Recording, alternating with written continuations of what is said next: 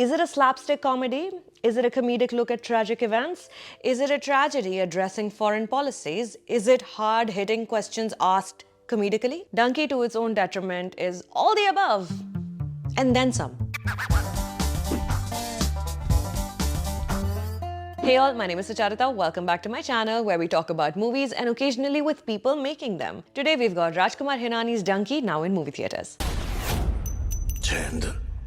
Shah Rukh Khan is Hardyal Singh Dhillon, fondly called Hardy, an ex-army man. From Pathankot in the year 95, he goes to Laltu, also in Punjab, where he meets 3-4 young Punjabis hell-bent on moving to London. In true SRK the Savior fashion, he makes it his personal life's mission to get them there, obviously falling in love with the pretty lady on the way. Barely anything goes to plan, and now everyone must decide which dream they'd like to keep alive. That of leaving the country, or that of being able to enjoy what they would like to provide for their families with their families. The mode of illegal immigration that this Abhijat Joshi Kanika Dhillon Likhit film is inspired by is the soul-crushing Dunki route journeys people from our side of the world undertake to get to US, Canada, England type western lands, जिनके work and resident visas are near impossible to come by for regular folk. जंगल नदियाँ रेगिस्तान पार करके लोग किसी तरह पहुँचते हैं. If they survive the journey, they then have to figure out how to live in the shadows, make no noise, and find gainful employment all at the same time. Imagine the sacrifices this must take for people to willingly leave a country that is not stricken by war or famine, leave a country where even during peacetime, some individuals have lost hope to the extent of risking their very lives to get out.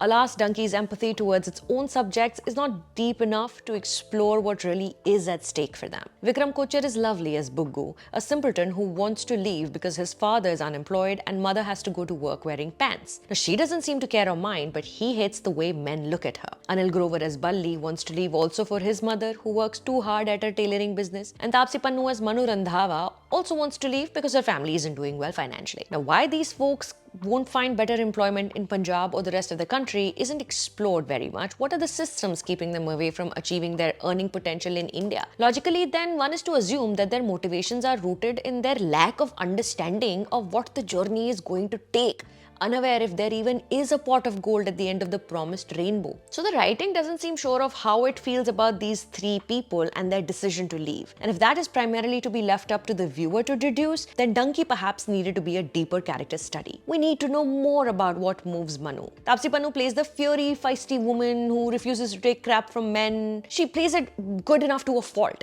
But then in the first entire hour of the film, she's once again relegated to playing the fiery, feisty woman who refuses to take crap. Like current era Samuel L. Jackson repeating a version of Nick Fury in each subsequent film, excellent at the drill, but underused as a performer. नमूना नहीं है ये, नहीं आती अंग्रेजी, हो गई गलती. कुश्ती खूब आती है कोच जी को, वहाँ गलती नहीं करते. The first hour of Dunki looks tragically and astonishingly callous when you hold it against the rest of the film. The first few sequences generate fun intrigue. Why is Taapsee at a hospital? Who is Hardy and why do they desperately want to get back to him? Why is the travel agent telling these people they can't get Indian visas when they're clearly Indian? You want to know. Loud, jaunty music underscores these goofball antics, which then shift to Punjab in a flashback. The comedy, though, stretches for far too long. An inexplicable fourth wall breaking voiceover starts dumping exposition in each sequence. Characters are introduced and then maintained as types. The Punjabis are Punjabiing. Shah Rukh Khan says, "Oh ji, Papa ji, and mera plan to sun lo," constantly dialed to 11. His acting choice hinging on little more than the Punjabi bade loud hote hain stereotype. Manu is besties with one guy who works as a barber, the other who sells salwars to ladies, never explaining why in a 90s Punjab small town she's never seen with women. As long as the plot progresses, details don't matter. Essentially everything up until the interval has kind of a fake plasticky sheen one sees in those lyra, anytime, anywhere advertising. तुझे एक शब्द समझ में नहीं आ रहा है, वहाँ अंग्रेजों के बीच कैसे रहेगा? ये नहीं रह रहा पंजाब में? इसको आता है एक पंजाबी का? Vicky Kaushal as Sukhi is the one character with a sort of deliberately written humanity. Even in the funny bits, a particularly effective one where he reads off a monologue about the unfairness of the English language exam IELTS, Sukhi's whole being is laden with sadness. You find out in another affecting sequence why. When Sukhi is drunkenly reminiscing of his lost love, a deep melancholy overtakes him, and because Vicky is a magnificent magnificent performer, we are engulfed in it too. Thankfully, to puncture the heaviness, the next bit of comedy doesn't come from Sukhi's suddenly breaking character. It's Hardy who wakes a man up in the middle of the night to yell at him on Sukhi's behalf, only to find out he's woken the wrong man up. Shahrukh Khan as Hardy is a wild card. This film uses him at any point for anything. Conveniently, he has no one alive in his family, so whatever you know of him is what everyone else knows too, except that it's never a whole lot more than what you know about Shah Rukh Khan characters usually are. He will come in and assume the role of team leader. He'll solve problems or die trying. Everyone will fall in love with his charming ways. There will be romance. Even when you see him play an older version of himself,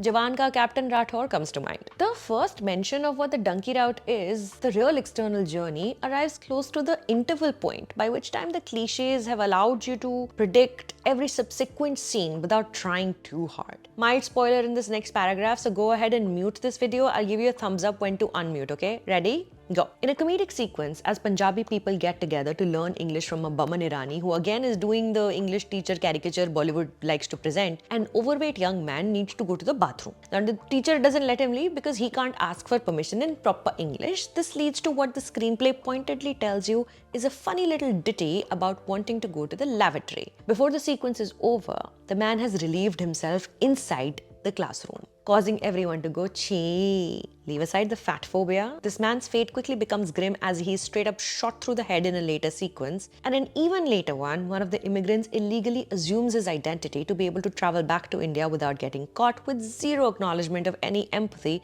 towards their friend the identity once belonged to. So my biggest concern watching Dunki was the near constant tonal whiplash caused due to the film's inability to pick a lane. Immigrants hunted like game in a desert on foreign land is followed by a scene detailing a sexual assault about to occur. Then friends set fire to their friends' bodies, which immediately cuts to a scene with Shah Rukh Khan bringing the romance on top of a train as one does. Arijit Singh sings Oh Mahi as your heartbeat jumps erratically, your brain unable to direct it. To make matters worse, the immediate next sequence has everyone shut inside a giant container with other illegal immigrants, and you get an unsightly close-up of a man's behind who has just taken a dump in a makeshift toilet within said container. Raudra, Karuna, Shringar, Vibhatsa, sab coming pell-mell at you indiscriminately. Things get too real right after they get too filmy, going back and forth, disallowing you to appropriately dwell in any moment. As the film ends, Hirani makes the choice to show his viewers images of actual people undertaking the Dunki journey at extreme personal risk, some alive, some barely hanging on. Like at the end of Black Klansman, Spike Lee delivers a punch to the gut with real visuals from the Charlottesville car attack, where a white supremacist ran over protesters. That coda in that film exists only to remind you what you're watching in the name of entertainment always has real-world inspiration. The lives of people that these movie stars are co-opting to earn money and awards